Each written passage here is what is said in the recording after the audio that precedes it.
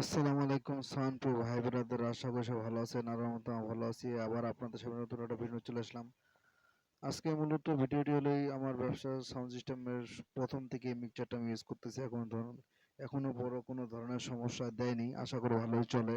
এবং কি এখানে আমি যে আজকে মাল ভাড়া দিছি এক পেয়ার স্টাচার বডিতে 4 inch voice call 3 GB speaker দিয়ে এবং 3 হাই দিয়ে সেট আপটা করা আছে, সেটা আমি বিয়ে বাড়ি সনাতন ধর্মের বিয়ে বাড়িতে দিব। মূলত এখানে আমি মাল দিছি একটা 16 চালান মিক্সচার এবং কি 40 টিন ডিস্টারের একটি রেডিমেড সেট, কিন্তু খুব সুন্দর বাজে এবং কি কোনো ধরনের সমস্যা না। এবং কি নিশ্চিন্তে থাকা যায়, যে ক্ষেত্রে ডেল্টা বা অন্যান্য অ্যাম্প্লিফায়ার দিয়ে নিশ্চিন্তে থাকা যায় যে কখন মাল কি হবে না হবে।